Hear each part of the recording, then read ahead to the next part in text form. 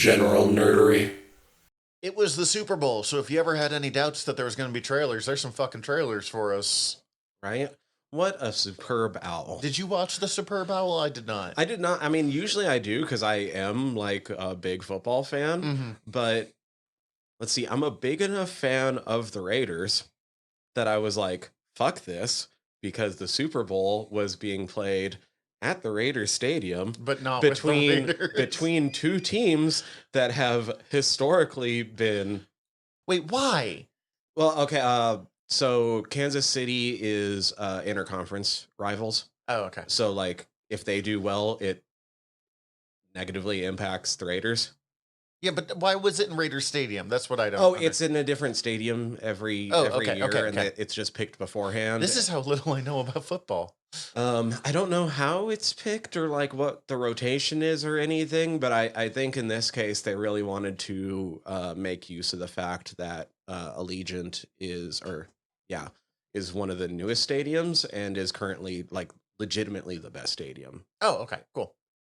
Yeah, people asked, and I was like, no, I don't really watch football. And they're like, but you can get the snacks. I went, I can get the hot wings at home, too. Yeah. Yeah, no, I watched Fargo instead, so.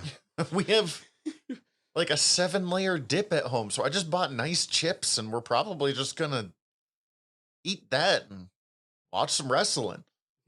Wrestling. Nice. Anyways, but there were some trailers, which I do appreciate the Superb Owl. I don't even watch that fucking show, and I can't stop. But let's save the most exciting one for last. Which one's one the most people have been exciting? waiting for? Deadpool. Oh, or as Hugh Jackman's Twitter put it, Wolverine and some asshole. Yep. Okay. Let's do Shogun first then. It looks good. Yes, neither of us had heard of this, but I kept seeing pictures saying Shogun trailer. And I love me some armor, and samurai armor's fucking cool. It's on like really high. I mean, I make leather armor as we've discussed. Making samurai armor is really high on my priorities list just because I'm sure it's a pain in the ass to make because it's detailed, but fuck, it looks so cool. Yeah, at a certain point during watching the trailer, I realized it must be a new adaptation of the 1975 novel / 1980s television miniseries that I have never read nor watched. Yeah. I just know exists. I'm aware of the name, which made me feel a little better about the fact that in the year 2024, they're making a show called Shogun that takes place in Japan, and the main star is some fucking white guy again. The trailer does seem to minimize his part from what I'm guessing it was in the 80s. Like I feel like I was seeing the 80s a lot. version is probably like the David Carradine in Kung Fu. Like I feel like I was seeing a lot of like that. I don't know who she is, but that one Japanese chick and her politicking. Yeah, which honestly seems more interesting than that random fucking white guy. Okay, as much as I'm making fun, it's just we come from the age of Maybe that one don't do fucking that. white guy. Yeah. And like there's some great movies from that era. I honestly really liked The Last Samurai, but like When the guy gets kicked by the horse. no, there's a bunch of stuff that I just like. Why is this movie about Tom Cruise? Toshiro Mifune's right there. No, that's not Toshiro. That's Oh God, I haven't watched it in too long. Who is sorry, in that's that movie? it. He was also in Bulletproof Monk. Oh, And he was fake Ra's al Ghul in Batman Begins. that's right. I'm a big fan of that actor whose name I cannot think of. He's Let Them Fight guy. Which was also the best part of Godzilla. Ken Watanabe. Ken fucking... Okay. Oh, Hiroyuki Sanada is in it. I couldn't remember if he was or not. Scorpion Ooh, cool. Wait, Toshiro Mifune, you said was in the original... was in Shogun. the 1980s. That's where the Shogun. name was coming. Yeah. Okay, yeah. I'm so good at this. Anyways, there's not much to see here. Random white guy gets brought into Japanese politics. He's kind of racist in certain lines, or a white guy in it is kind of racist, and someone makes fun of him for it. Yeah. I don't know. The action looks dope. Looks like it's gonna be a fun historical epic. It's on Hulu. I'm interested. I'll probably watch it. I just, there was a couple things that we watched that I had never heard of before this. So I was like, well, Yeah, we could go into the next one of those with Last Night with the Devil. Or Late Night with the Devil. Polka Dot Man does a 70s game show and evil happens. Yeah, it looks like the devil takes over a 70s late night talk show, and Dave DeSmalchin happens to be the host. Yeah, I guess talk show. I was thinking more like, no, you're right, it's more talk show. For some reason, I was thinking like Price is Right kind of thing. But either way, like 70s trashy TV. And then evil happens. It was actually a pretty short trailer. I had just heard that they finally dropped a trailer for it. It's been getting like really good reviews on the festival circuit, and I'm interested just because of David DeSmalchin anyway. But like that trailer was more of a vibe trailer, and it seems like they nailed the vibe. Yeah, love letter to 70s horror. Yeah. I don't even fucking know horror, and I went, oh, okay, I understand exactly what they're going for here. So we'll see. Sweet. I mean, I'm going to watch it. I'm not, but I'm going to be curious of how much you enjoy it. Planet of the Apes. Oh, that's right. Kingdom of the Planet of the Apes. This one looks super interesting because it's kind of a flip of the original Planet of the Apes. Now, you've seen all of these new ones. I actually haven't seen the last one still. How the one many right are there before now? this. This is I don't 4? know. A fucking ton of them. 5? Okay. Because, like... I want to say this is 5. Okay. I have seen the Tim Burton 90s one. Like, and that's it. The one with, what is that, Marky Mark? That's the only one you've seen? That's the only one I've seen. Oh, okay. So, yeah. I've not seen I mean, I know what Planet of the Apes is. I exist in the internet age. But, like... There's a lot of really neat little things that they're doing with this one. The smarter than average human traveling with an ape is basically parallels the story from the original Planet of the Apes once he's on the planet. In this case, though, it seems like she's just a smarter than average human rather than an astronaut who traveled through time. Yes. I do laugh that her makeup is perfect even while running through stuff. As I pointed out when we were talking about this, that is not really fair for me to do because that's true of almost everything. But when I watched the Tim Burton one with my dad when I was a kid, he was making fun of the fact that the lipstick was still on perfectly. So, like, it's just, like, indelibly burned in my brain, that comment with Planet of the Apes. They do the gorillas rounding up the humans in the Tim Burton, but that was a callback to they do that in the original as well. Yeah.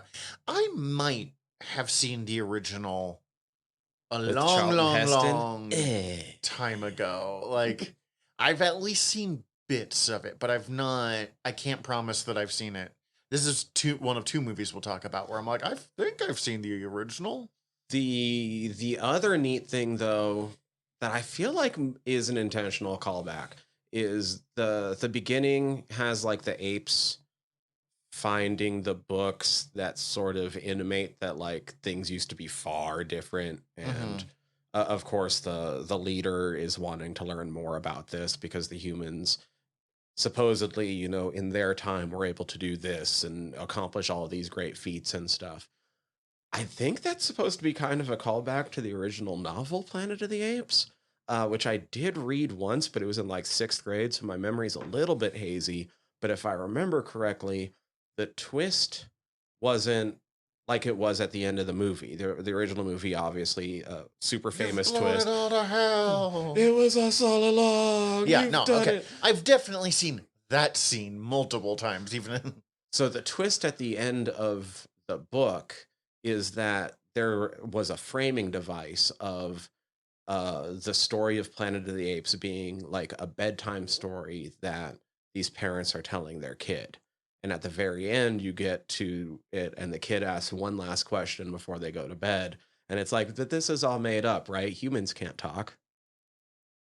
Okay, so for a movie, the other one's better, but I enjoy that that's the Princess Bride, but with apes is basically what you're telling me here. Yeah. But with a twist, because you never knew that it wasn't humans telling the story the entire time. I want to say that's so lazy, but like it is a pretty fun, like... Well, and I think it was written in like 68 or 1948, something like that. A French novel. Science fiction was really taken off at that point, so a lot of the things that would come across as hack now are like, yeah. So yeah, I've not seen any of these. I know that the first 3 or 4 movies generally follow Caesar, Yeah. the first ape to be Smart Boy. Which is, yeah, because it's weird because this new Apes series kind of does. It kind of is just like a retelling of the original Ape series, just in a different order. Because Caesar is a character that comes in like movie 4 of the original. Well, because the Planet of the Apes series went fucking buck wild. Because they go back in time. Yeah. Yeah. It's awesome. It's great. It's so good. And I also need to finish watching the television series at some point, but I have seen like 3 or 4 episodes. Yeah, we might have to do some Planet of the Apes stuff sometime. That'd be fun. Anyway, I'm jacked for this. This one looks more interesting to me than any of the other trailers we've seen. But also, there's a gorilla wearing a crown. So, like, honestly, I kind of stopped paying too much attention after that point and just enjoyed the visuals. You're like, ooh, gorilla with crown. The visuals in this one are a lot of fun. Like, that's really kind of what I picked up from it. Like, story, whatever. And then Deadpool? Twister. Oh, Twister. Oh, Jesus. I had already tried to just get that out of my memory. You want us to watch it, so we're going to fucking true. talk about it. I was the one that made the mistake of clicking on that fucking... Okay, so I know I've seen Twister. So this just feels like a sci-fi movie, right? Like with a bigger budget? Kinda, yeah. But like, okay, so I know I've seen Twister, but it was fucking when it came out. I have like a very specific memory of them in the car. Yeah, cow. Trying to escape the Twister. Another cow. No, I think it's the same cow. Yeah, okay. So none of those characters are in this. I don't believe so. So I mean, I feel like I've heard that somebody's going to show up for a cameo, but it would have to be like, is it Jodie Foster that was in there or Helen Hunt? Helen Hunt, I think, but I don't fucking know. Right, because like they can't get Paxton because he's passed. Yeah, because he dead. So, and they can't get fucking what's his name played Capote because he's dead. Because he dead, yeah. Oh my god, I forgot Philip Seymour Hoffman? Yeah, he was in it. I super forgot he was in that movie. I just remembered Paxton. I'm pretty sure he was in it. I'm gonna look that up now, but I'm pretty sure. So I mean, this has what's his name? Ramos? Oh, Anthony Ramos, yeah. Anthony Ramos, who I've always liked and everything. This movie looks Oh, Cary Elwes was in the first one. You could probably get him. And yeah, Philip Seymour Hoffman was in the first one. And it was Helen Hunt. This movie looks forgettably fine. Oh, yeah, I think it looks dumb as shit, but guess what? Now there's 2. We got twins. Yeah, no. If it was on an airplane, I would be fine watching it. Let's put it that way. Okay, that's fair. Like, I don't think it looks good. It doesn't look as offensively bad as a lot of things that we've watched. And I appreciate that they can go much lower budget with this movie. Like, we've talked about it elsewhere, kind of the death of the, like, middle budget movie. And this is not really that in the same way, but, like... No, this is a movie with a $200 million budget. Are you fucking kidding? No. How? This looks like it should have been maybe $100 million. No, this has a $200 million budget, sir. Just ignore everything I just said. That is... I don't know. Maybe it's just because I'm so used to, like, Disney fucking Marvel $500 million movies. But this looks more like The Meg than it does a $200 million movie. Yeah. Yeah, it does. Don't know what to tell you. Oh my god. And it kind of... I was fine with this, but now I'm offended for some reason. Like, I think it looks sci-fi level. If I watch it, it's going to be because Maura Tierney, also known as Abby Lockhart from ER, is in it, as well as Kiernan Shipka. Sabrina. Oh, yeah. As I said, Anthony Ramos has been... I even liked Anthony Ramos in Godzilla King of Monsters, and I literally could not tell you anything about his character other than he was the kind of sassy soldier. Yeah. He was the kind of sassy soldier. That's all I got for you, too. All right, Deadpool and Wolverine. The one that everyone cares about. I've still not seen Deadpool 2. Okay. Oh, so at least one of the things that's really interesting from the trailer you wouldn't have caught. Oh, tell me. Shatterstar should be dead, but he's there celebrating Wade's birthday. Wait, Shaddy was there? Because I was recognized there was Negasonic and what is her name? Rico? Yeah, I don't remember for sure, but she's connected to Wolverine's story in the comics, so like I recognized her. The random guy that joins X-Force because he thought it would be fun and stays alive through it. No, he dies too, and that's one of the things in the end credits of Deadpool 2. In the end credits of Deadpool 2, he travels through time and fixes a lot of things. And that's presumably why the TVA is after him, is because he's went and fucked around with the timeline. Okay. And so he saved that guy's life, but he didn't save Shatterstar's life, who also died in that same... Yeah, because everyone fucking dies. And, like, I know that much. I didn't see Domino. I don't think she's in this one. But, I don't think so either. It looked like Marina Baccarin's character was not that happy with Deadpool's, like, weird, idyllic version of life that he's got going on. It really seems like she's gotten the short end of the stick ever since the first movie. Yeah. She got shit to do in the first movie. Like, you know, it wasn't perfect, but... Yeah. Two, she gets fridged, but she's more important than most characters that get fridged, if that makes sense. Yeah. And then he gets fucking kidnapped by the TVA. Although most of those sequences have him killing the fuck out of the TVA. Well, yeah, it's still Deadpool. Yeah.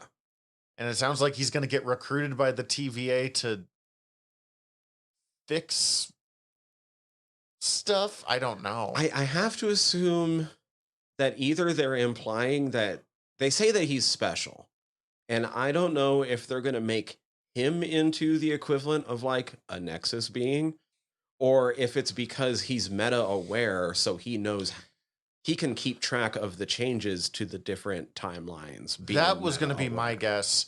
Or possibly this could be Rogue TVA or something. See, I was wondering if, have you ever read Deadpool's original ongoing series? I never did.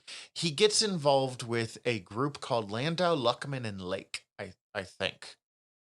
That is a interdimensional law office that also gets involved with all sorts of kind of TVA level shenanigans.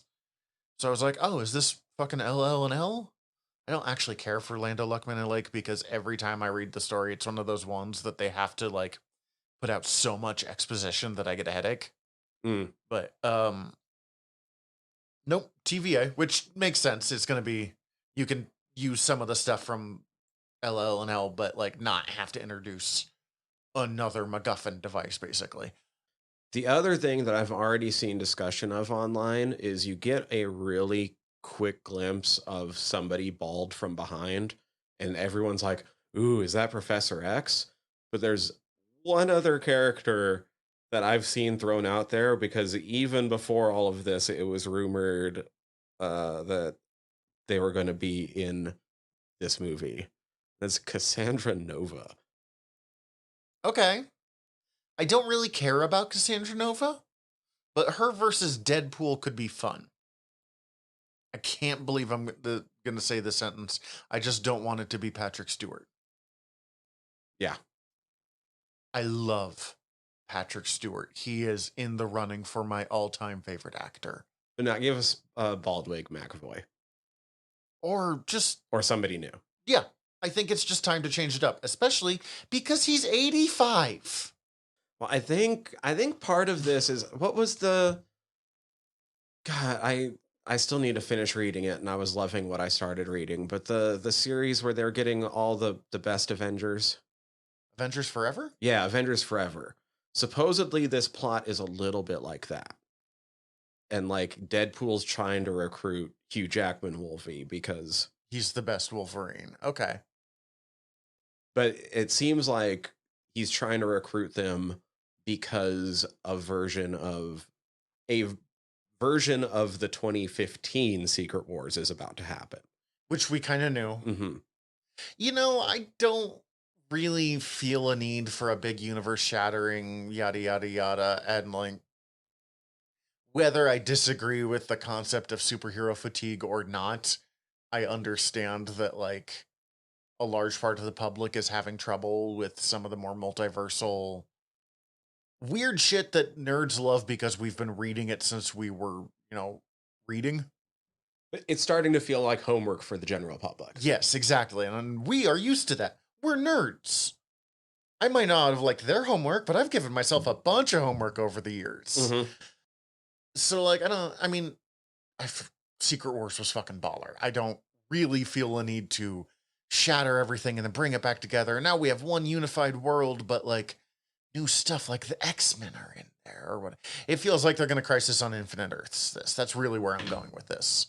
Did Pedro get 100% confirmed for Reed the other day? It sounds like the Actors Union or something like that. Someone accidentally leaked something that confirmed him, but it was taken down. So I don't know if he's 100% confirmed, but it sure sounds like it's going to be Pedro playing Reed Richards. And oh my God, I am going to be so happy that a sexy Mexican man is going to play Reed Richards, because it will make all the worst people on the internet angry in like 6 different ways. I'm excited for it. I'm in a like Fantastic Four fan group on Facebook, and I know Facebook is like garbage, but like this is actually a pretty good one until it comes up to casting not white people in, like, they're still so mad about Namor, and they're so mad about any choice for Reed Richards.